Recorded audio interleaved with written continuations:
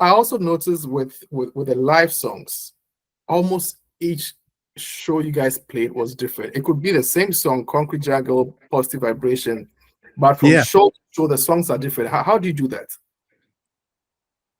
Bob would smoke some herb, and we would see that he was in the mood, and so we were just riding with him. We knew him. We know how he was very charismatic on stage. Sometimes he was even more, because when he was in the spirit, he could dance for like 10, 15, 20 minutes. He just dancing and holding his guitar, just vibing the audience. He had that energy. So we just would follow along with him. Okay. It was the energy on stage with everybody, because you had the I-Trees had their vibe, the Barrett brothers had their vibe. Right. I always used to stand next to Carly and Tyrone. I was always out of the way. Yes. Yeah, I noticed that. If you see, my thing was just to be strength. I didn't want to really be behind Bob. Okay. And just being a monkey jumping around, and that's not me. Other people are better doing that than me. Oh yeah, I've seen that. And I'm sure that you understand exactly what I'm saying. You understand? Yeah. So I was more about, this is an amazing group, and it's not about me. Right. I'm just part of this. I didn't want to be competing with Bob at any time on stage, and a lot of that went down with Junior. That was kind of his MO. Yeah. And I'm not dogging him. Yeah, I understand. That's how he performs with everybody. Yeah. And so one more thing about the live shows, I noticed some songs are always in the live shows. Some songs were never on the live shows, like Babylon System. Never see them in a live show. Is there any reason for that? When you have as much songs as Bob Marley and the Wailers were writing and performing, it was so difficult to please everybody. Everybody's, I wanted to hear this. I wanted to hear that. So, and a lot of times, Bob didn't write the song list. It was Neville. Oh, okay. His lighting and artist. Right. The guy who produced the lights in all of his covers. He would have a pencil and piece of paper, and he said, Bob, what do you feel about tonight? And so Bob says, I don't know. What about this? And he said, okay. And what about that? And okay. And then Bob would say, I want to hear this. Let's do Ride Not to Ride or something. Because there's a lot of songs from all the albums we did, because I left the group because of Don Taylor during 1977, 78. So the end of 78, 79, I came back. So 79, 80, and 81, I did the last 3 years. Okay. When Bob went on his journey. You're right. In 81. And it was, we were having a lot of problems with management, because it was a lot of money being made. The record company was making theirs. All the lawyers were making theirs. Bob was making his portion of it, because they have to pay the head cornerstone. Yeah. But they kind of took advantage of the band members. That meaning the Barrett brothers, Wire Tyrone, myself, the I-Trees, everybody in the band. Even the I-Trees. They never got paid no one got paid on the live albums. Wow. That's no residuals for any of the albums that re-recorded. Up till now. Until now. There was a period where we were getting money when Bob was in the flesh. Okay. But when he passed forward, the lawyers, all the accountants, they went crazy. They lost their minds. Wow. They just thought that, like, hey, we got a bunch of slaves. Yeah. Right. And we're gonna handle them like plantation owners, like Chris Blackwell. Bob's lawyer,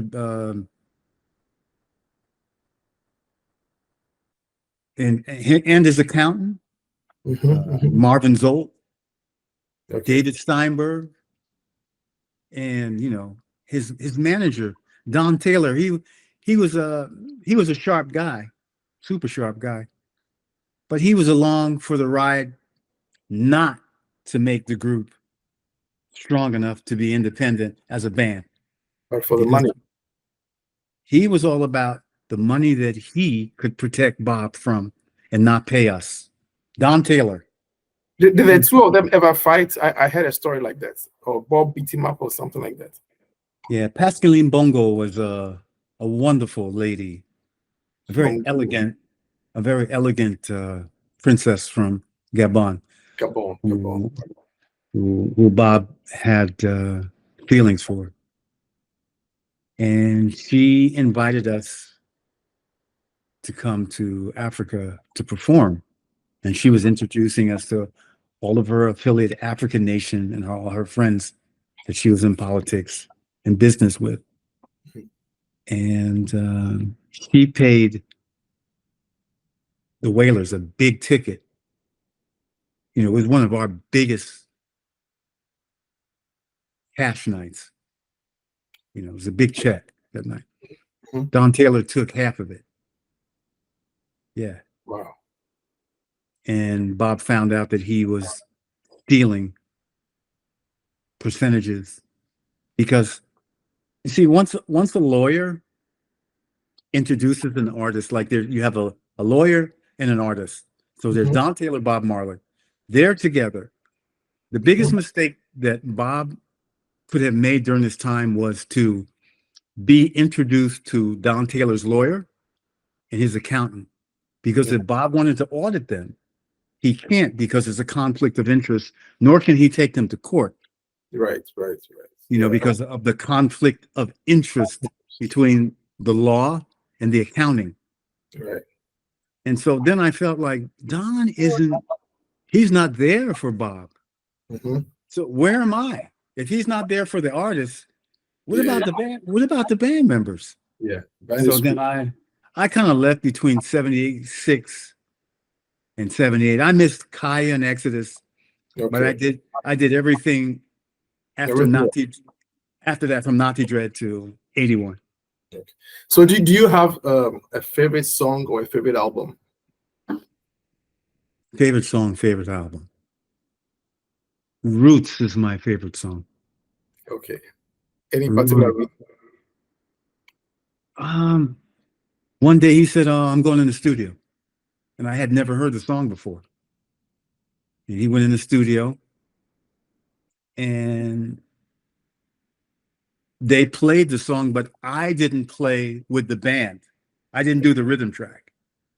I overdubbed on it. Okay. So I'm just sitting there listening to it because Carly and Family Man knew it. It was Carly, Family Man, Tyrone, and Wire. So they went in and they laid down the rhythm. And so he said, hey, Aloe, it's your turn. It's your turn now.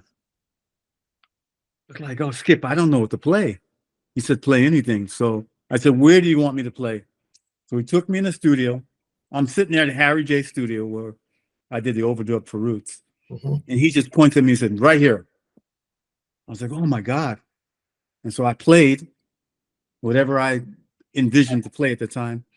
He said, stop.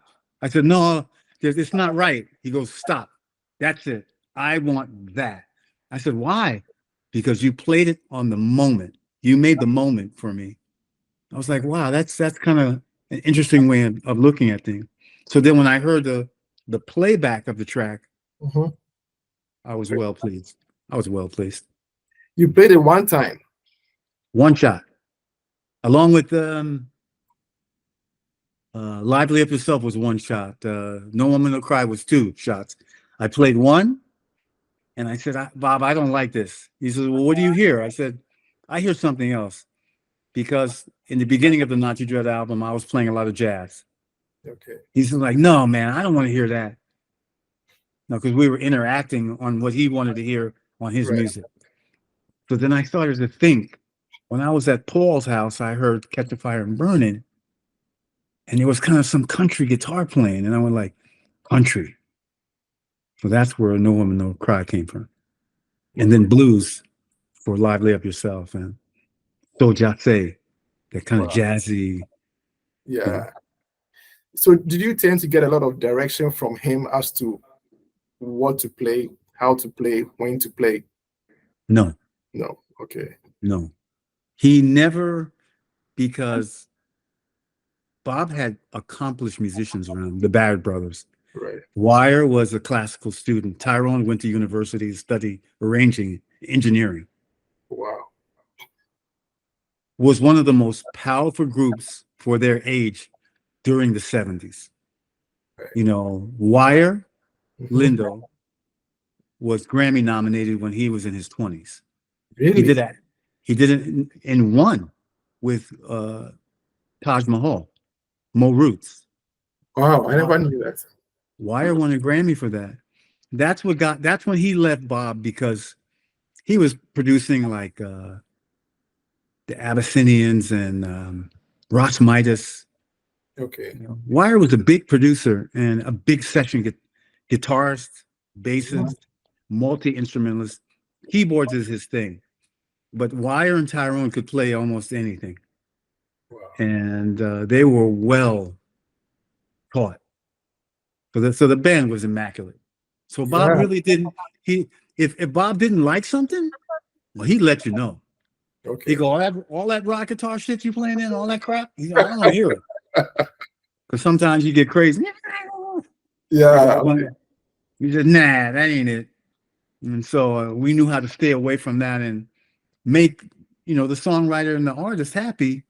Right. Because you know the individual, and it's like good food and bad food. Oh, I'm not going to eat that. Oh, I'm eating that. Yeah. So we never had a problem with him wanting to change something or us telling him that, how does this sound? Okay. Opposed to what he was thinking. So he would give us that opportunity to produce with him, because that's what was great about him. He would never turn down a great idea or a great arrangement. And that's where the Barrett brothers, Tyrone and Wire came in. Okay. They arranged a lot of music that they didn't get credit for. Because the funny thing was that we would go in the studio with Bob and rehearse for a couple of weeks. And then, okay, this is the idea from the rehearsal. But that's not how it's going to sound in the studio when we get in the studio. Okay. To play the tracks we rehearsed. And then we would do everything. It would take fucking weeks, man. And then when the record came out, we waited so long for the record to come out. The record would say produced by Chris Blackwell, Bob Marley, and the Wailers. Yeah. Chris Blackwell wasn't a producer of Bob Marley's music during the Nazi Dread and all that. After that, we produced everything. Now, why is he taking credit for that? Yeah. Because he's the record company CEO, and he's going to get that percentage that we will never see. Okay. That was the problem. Wow. And it wasn't money. It was the fact that Jamaica didn't have a performing rights society that would take care of musicians that, okay, I'm in the union. So you can't take it. You can't take advantage of me. Right. Wherever I do for you, you got to pay me for it, and you got to give me my just deserve, my credit. You got to pay me. There was no union. No, it wasn't functioning. Bradshaw didn't. He was drinking rum. Yeah, he didn't care about. People were taking advantage. All the Jamaican artists. Wow. Greg Isaac, Dennis Brown, then everybody from the late 50s to the 90s was getting ripped off. Wow.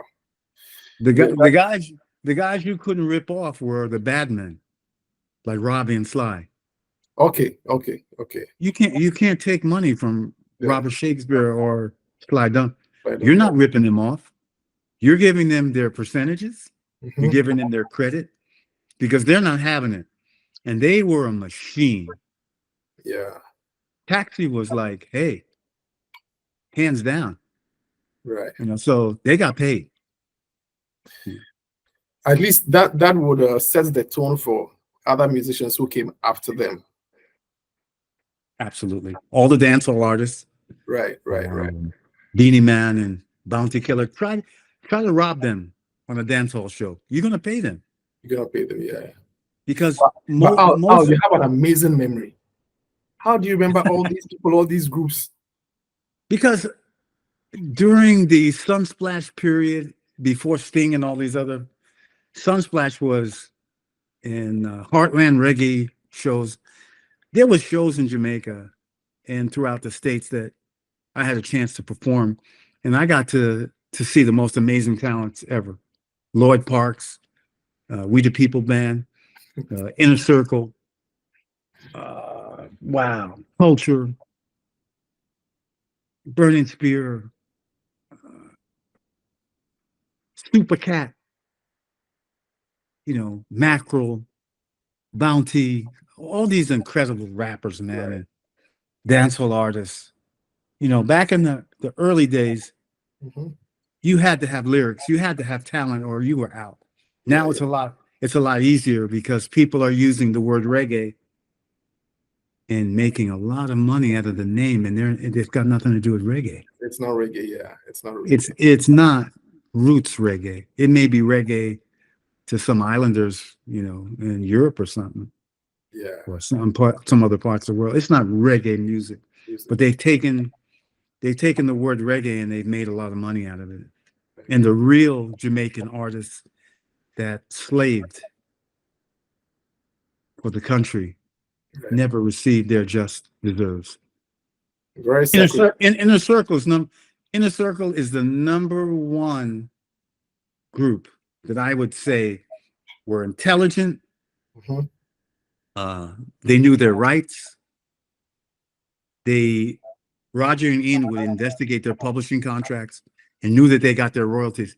They're one of the most powerful financial groups in reggae because they got 4 bad boy movies, right? With Lawrence and Will Smith. 4 bad boy Hollywood movies. 1 band, 1 song. Bad Boys, bad. There 4 movies, and then they had Bad Boys on a show called Cops. Oh, okay. I know that show. You ever see Cops where they were arresting black kids on the street, crack addicts, and beating up people and running over, smashing? Yeah, they stopped it, but I saw it way back. They kind of because it was ridiculous because they were making ghetto people, poor black folks, and poor white people look like they had no meaning of life, the way they were handling it. Yeah. But Bad Boys was syndicated around the world with Cops. So they had to pay Inner Circle for the syndication of the song that they produced and wrote for television and motion picture. Doesn't get any better than that. Inner Circle's number one. I toured with them for a year in Sweden. I salute those guys. Everybody in that guy has a life worth living for.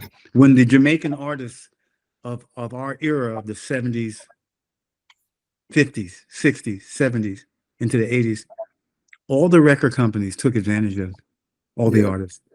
And there was a lawyer named Andre Bertrand from France.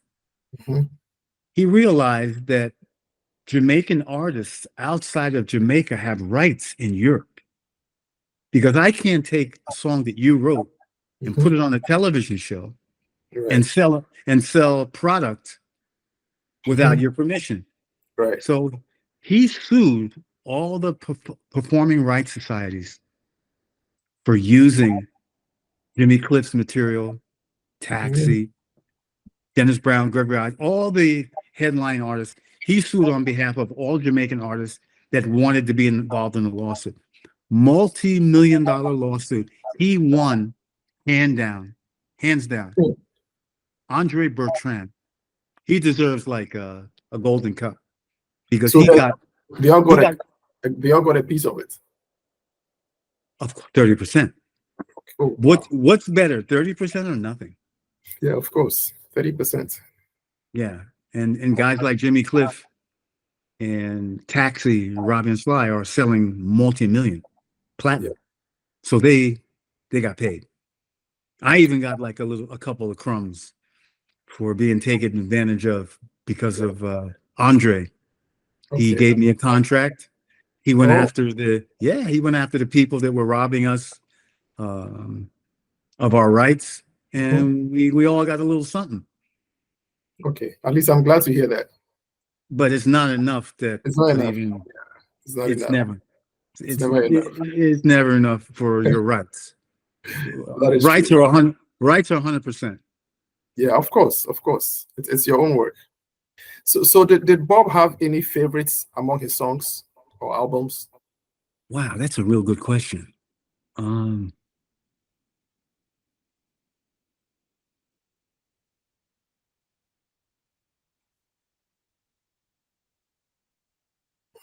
wow, that's heavy. I don't know because he had so many songs. He never stuck to one thing. Okay. You know, Bob was like a newspaper. Um, if you couldn't read, Hmm. which some people in Jamaica can't read today, Yeah. Bob Marley could tell you in a song what was going on politically in whatever neighborhood you lived in. Okay. So he was like the newspaper. Okay. And he had a lot of lyrics, conscious lyrics. Right. He Bob got big respect in Jamaica for his lyrical content. Know Okay. that. Yeah, And yeah. Africa. Worldwide. Worldwide. He Worldwide. he he was a heavy hitter. He was a Tyson. Yeah. Yeah. He'd he'd I knock like he'd that knock analogy. he'd knock you out with words, man. Hands down. Okay. So we're coming to the tail end of the interview. I wanted to ask about this African connection. So I was privileged to go to Bob's house, 56 Hope Road. I took the tour. We got to his bedroom. There was one shirt of his which had these symbols on it, which I recognized. They come from Ghana.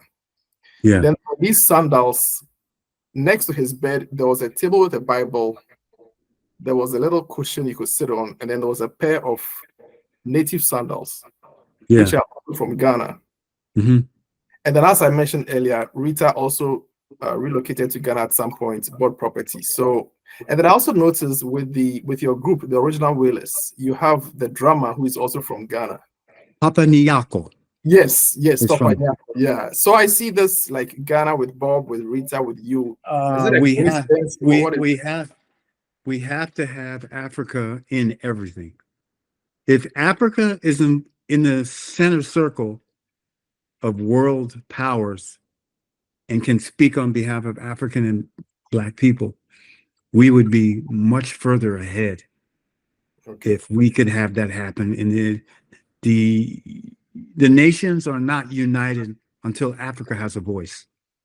okay, None of the United Nations can say anything until Africa speaks her voice okay. as a motherland, Right. because nobody knows better. And there's just so many intelligent people in Africa. Yeah, yeah, yeah. You Yeah. know, there's a lot of wealth, There's. extreme wealth, and there's extreme power. Yeah. Some strong men and some Right. powerful women. You Right. can't beat that with a stick. That's unbeatable. Once you have that, you don't know how privileged you are coming from Ghana. Ghana, Nigeria, some of the hippest, the Afrobeat and Yeah, the yeah, yeah, yeah. fashion, music, culture, art, crafts, Yeah. style. Have you ever been to either of these countries? Yes. Oh, okay. Which of them? Ghana and Ghana, Nigeria. both. Oh, wow. Okay. Okay. Yeah. All right. If you had to go back and do this all over again, what would you have done differently and why? I think on behalf of all of us, we wouldn't have been so naive. Okay. Yeah. We knew that these songs would be prosperous for somebody. Okay. Um, did the Wailers, including Peter and Bunny, get a fair deal? No, No. didn't get a fair deal. Right. Uh, Bob Marley, along with Chris Blackwell, Danny Sims, Don Taylor, the lawyers, the liars, and the accountants. Those are the ones who made this thing so complicated that if you were to go back, you would have definitely had a lawyer represent everything that, but it wouldn't have been as organic. It would have been working for a contract. Right. We had a deal, Mm-hmm. but it wasn't like we were working for a contract under certain modifications and refinements. It was like we play music, we get a small piece of the returns. Those small piece turns into bigger crumbs and larger crumbs. It's not like boulders, Right. like the record company and Island and so on. Right. Universal. These are the guys that you don't know already how this is broken down. But with that aside, how does it feel when you travel through the world? How does it feel to be part of something so global, so iconic? This is when the spiritual world opens up, your being. It becomes something that's like I was in Thailand in a small fish fry place on the beach in Koh Samui. And I saw pictures of all of us all over this guy's little fish fry house. They played every song for weeks that I was there. I would go there and one after. They didn't play nobody else. So it becomes like this divine thing. You go like, wow, we don't even know. You don't even know. Even in Russia. Wow. They're playing Bob Marley and the Wailers, and the Russians are loving it. Wow. And people don't know. Yeah, you know. Reggae music is big in Russia. They love reggae music. Wow. We didn't know how really big we were, or Bob, or this thing called success. Right. It was all about culture, art, music, and the talented people that were around you. And don't forget that Peter and Bunny had so much to do with the foundation, the beginning. Okay. They weren't the leaves, they were the roots. They weren't the branches, and they were taking that sustenance from the earth and making all those fruits at the top sweet. Never forget that. Okay. Because there's so many people involved in this. You're right. Junior Birthwaite, all those Beverly Kelso, all from the beginning. Yeah. This I've seen videos of her. She's much older now. I've seen some videos of her. Much older. And did she get anything out of all that what she worked for? No. If you were to ask any whalers that's left, there's two whalers left that I consider whalers. That's Earl Chinner Smith. Okay. Earl Chinner, he was there before me. Okay, yeah. Junior was a substitute for me. He came when the bed was made already. I slept on the floor. When you were at Hope Road, where Bob's room was, you go around the corner from that, there's the kitchen and there's the office. Right. When I met Bob Marley, I was guaranteed a contract, percentage, a hotel, a weekly per diem, and a transportation. Yeah, I would expect that. Nothing. I starved. Bob didn't give me money. He didn't. Bob wasn't like that.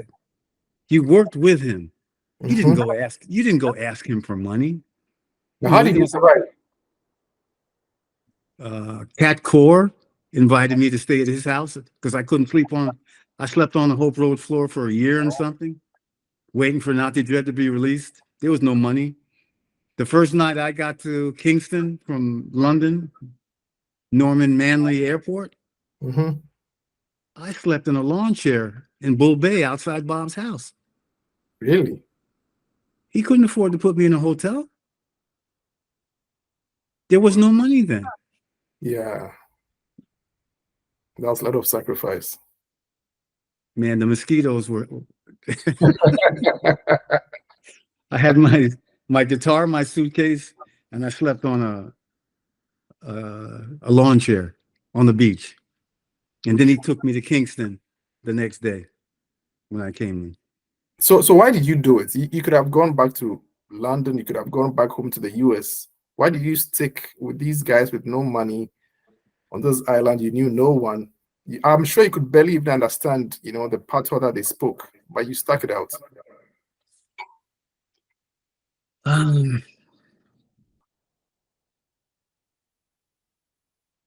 There's something special about Jamaican people, man. Okay. They got more spirit than most of my brothers in the West. Okay. And in Europe. Okay. Outside of, these are the most powerful people in the world. Brazilians. Mm-hmm. Africans. Okay. Russians and Jamaicans. Wow. These people are power. And when I got to Jamaica, Richie Sticko and Chow, Stephen Stewart, Carly, they took me to the market. I got to buy food and fruits when I didn't have no money. I think I came to Jamaica with like 300 pounds. That went like a week. 300 pounds. And if Bob had put me in a hotel, he would have had to continue to put me in a hotel to continue to keep. And it wasn't there because he was just getting his solo career together. And I realized I had finally, after months and months of sleeping on a year and some, I slept on the floor of Hope Road before it became Hope Road Tough Gun. So I saw it built from the ground to the ceiling. So nobody can tell me what I wasn't a part of. Bob made us all directors. He gave us a badge. It said director. Really? Because he wanted to make it seem like a real functioning company. Right. And so it said Al Anderson, director of Tough Gun, along with all the other band members. You know what that means? You're a part of the establishment. Yeah. The building of. Right. But we all know how that after he passed, people got crazy about his finances. His children were going through a lot of changes because the lawyers and the accountants and the record company were trying to figure out, what are we gonna? Yeah. Yeah. How can we make them a little more comfortable than they're not? We'll give them a little bit, and then maybe we'll give them a little bit more, but that's it. And that's, the same thing happened with the Jackson 5. I had a conversation with Randy Jackson. He says, man, those guys, those record company people are heavy hitters. There's some people that are in the recording business to build artists and build families that keep it, strong. And there's other guys that have other intentions, and they can be very, very wicked and evil. Yeah. Like we lost Whitney. Right.